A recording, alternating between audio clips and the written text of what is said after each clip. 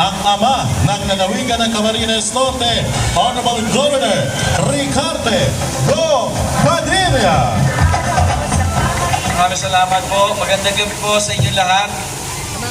Palakpakan natin Vice Governor Joseph Ascucha.